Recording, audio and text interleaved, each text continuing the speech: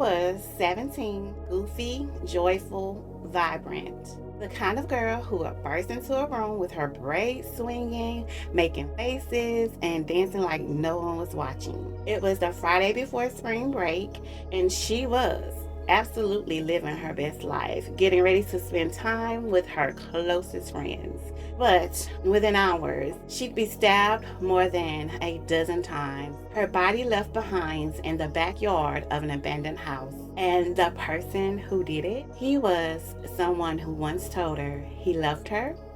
This is the story of Tierra Hall, and this is Love You to Death, the Cancer Season Edition.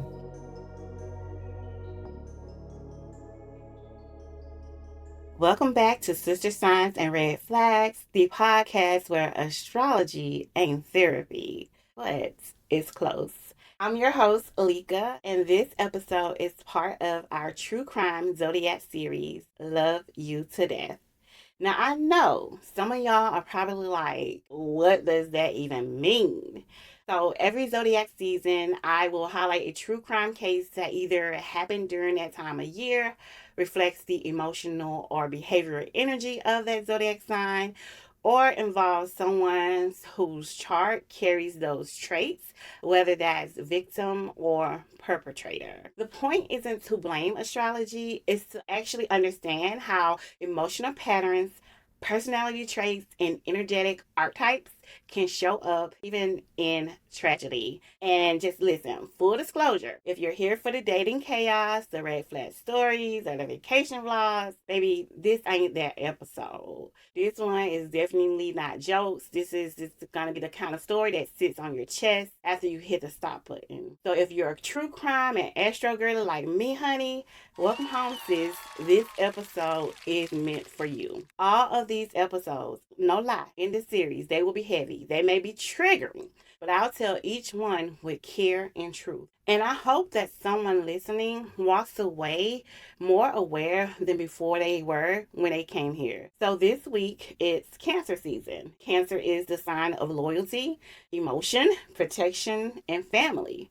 But when those desires turn dark, Cancer becomes clingy, possessive, and vengeful. And so that's the energy we're exploring today through a story of a young, beautiful girl named Tierra Hall. Let's get into it. Tierra Hall was a 17-year-old at Jordan High School in Durham, North Carolina. There is not much information available that I could find or access related to her younger life, but I do know that Tierra and her mom moved from Texas in 2012 to Durham. Tierra was known for her goofy energy, magnetic smile, and nonstop jokes. To everyone who knew her, her joy was absolutely loud. Her best friend said Tierra was the kind of person who lit up every space she walked into, and everybody wanted to be around her, and everyone loved her energy.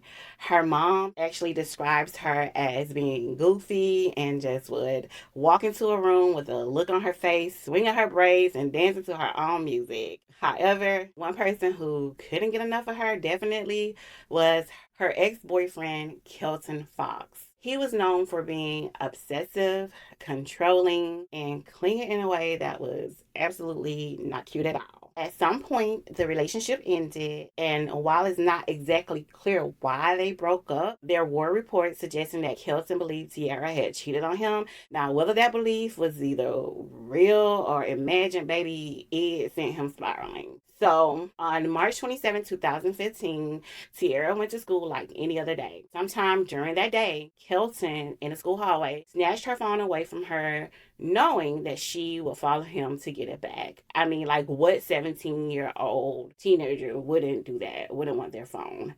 He ended up leading her to an abandoned home, and I keep thinking, like, she followed him because she was 17. She's still just a kid. She's very trusting, and sure, like, he wouldn't do anything to hurt her, right? To harm her. Like, she's just going to get her phone. Well, investigators believe after throwing her phone on the ground and telling her, here you go, there, go get it, that's when Tierra went to go get her phone, and it was at that point that that Kelton stabbed her at least 14 times in the face, head, and neck. After taking that baby's life, y'all, he stopped to write K the Savage on the wall, which was his self-proclaimed nickname. He then proceeded to walk back to school as if nothing had happened, with his hands covered to hide Tierra's blood. Surveillance later caught him entering the school's bathroom to wash up and clean the evidence off his hands. Not long after, he called his mother and said he didn't feel well and asked her to pick him up from school early. Later, investigators found Tierra's blood on his shoes, and when they searched his bedroom, they found knives and axes, which showed that he had a disturbing fixation with blades. However, what chilled them even more were the entries in his journal that related to him and Tierra, such as Kelton and Tierra, hubby and wifey forever, you and me only. Now look, that ain't love. That's definitely ownership. It's delusion dressed up in a Sharpie and color pencils, being for real. Other entries included, why can't you just be thankful? You can see him spiraling, right? There's a darkness in me. I am a savage. I'm tired of all of it. I'll take your soul. Like, he spiraled. So, Kelton was arrested for Tierra's murder because obviously all the evidence pointed to him being the killer in 2018. However, Kelton did take a plea deal for second-degree murder. He is serving a 15-year sentence and is scheduled to be released in March of 2027. Yeah. But let's be honest, this was absolutely not some heat of the moment mistake. This was premeditated and calculated. It was emotional obsession that escalated into homicide. And honestly, y'all, the astrology, it says exactly that. Now, before we break down the astrology, I absolutely have some disclaimers. These are, first and foremost, my interpretations only. I am studying astrology, but I am not a professional self-proclaimed astrologer. With that being said, I didn't have Kelton's exact birth time or birthplace, but some placements wouldn't be affected by that at all. And quite frankly, if the astrology aligns, then who am I to say any different? So with that being said, let's break it down and get into it. According to public records, Kelton was born November 18th, 1997. For y'all that don't know, that means he's a Scorpio sun. And most of us know that Scorpio suns are known to be intense, secretive, and can be quite possessive. But what really matters here is that he had a Cancer moon and a heavy Capricorn stellium, which is where, there are a lot of planets sitting on one area of a person's birth chart. So his Capricorn stellium contained Mars,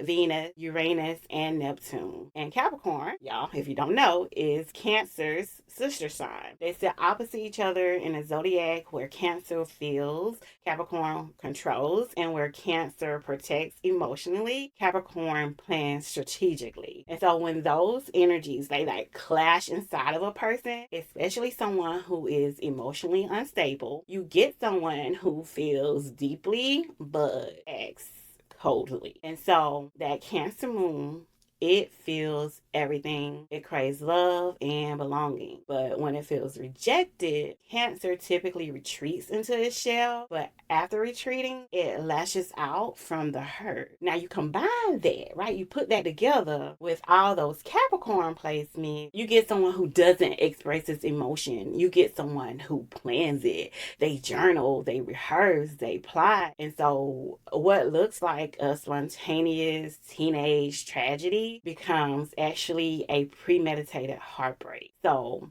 this wasn't just a crime of passion. It was a script. And the astrology shows us that the mix of emotional obsession, Cancer, and methodical control, Capricorn, can be a very dangerous combination. And with Tierra, she deserves so much better than this. So now that we've discussed the astrology with the mess of it all, let me just make something absolutely clear.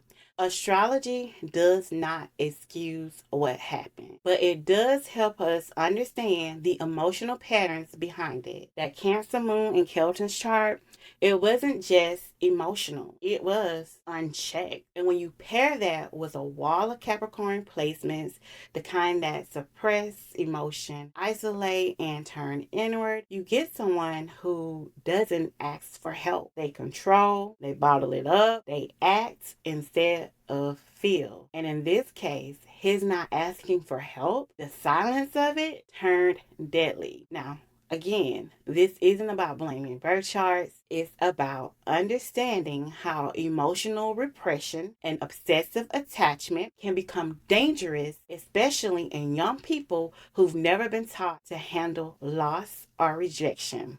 We need to talk to our kids, right? We need to teach them that heartbreak is absolutely painful but survivable. Me and my son, he is 19. We have these types of conversations all the time. I told him, and make sure he understands love does not mean ownership. And if a girl says no and no thank you, let that be enough. Because rejection does not mean rage and does not have to mean rage. And again, love is absolutely not ownership. Astrology essentially shows us patterns, but emotional accountability, that is what prevents tragedy. We have to teach our kids how to hold themselves emotionally accountable. Now, when I was researching all this, y'all, and writing out my script, I said, Shalika, you need to stay composed when you tell this story. But honey, let me tell you, this one, I just gotta be real. Let me just be real for a second. The audacity of this little bastard to write K the Savage on the wall over that baby's dead body like it was a goddamn movie. The nerve of him. And then to have the audacity to call his mama talking about he ain't feel well. I bet the didn't feel well. You just took someone's daughter, took someone's best friend, took someone's life and their light. And then you walked back to school, walked into the bathroom like you needed to freshen up for Phil, period. As if nothing had happened. But you know what, y'all? I'm glad he wrote that goddamn nickname on that wall because it gave investigators one more receipt, one more piece of proof in a case that never should have needed proving. And don't get me started about this 12 to 15 years, baby, because that it was absolutely not enough. It ain't enough. It'll never be enough. He needs to be under the jail. I don't have no forgiveness in my heart. I'm just gonna say it. And honestly, I felt for his mother. Y'all, I really did, because no parent wants to believe your child could do something like this. Something so horrific. That your child could be a monster. The same monster that we all walk around fearing. Tierra, she deserved to live, to laugh, to go to prom, to graduate, to make people smile and laugh the way she always did. But someone who claimed to have loved her took her life. And y'all, that wasn't love. That was absolutely emotional manipulation masquerading as heartbreak. And in Cancer season, we celebrate love, but we also recognize that when love becomes control, it ain't love anymore. It's obsession, it's fear, and in Tierra's case, it was fatal. And I'm so sorry, Tierra. I want you to know that you will always and forever be remembered. And in this space, on this podcast, we will say your name out loud each and every time, baby girl. That's it for this episode of Sister Signs and Red Flags, part of our Love You to Death series. If you felt this one in your spirit, y'all, please rate, subscribe, and follow us at Real Sister Sign Podcast on all platforms. Audio drops every Wednesday. YouTube videos hit every Friday, unless a life starts lifing again, because it does happen with me. Stay cute, stay petty, and be safe out there. Bye.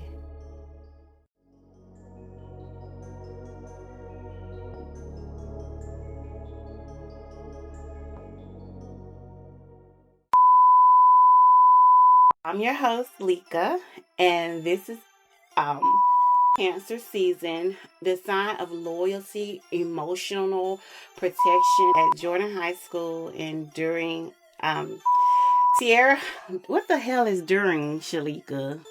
The way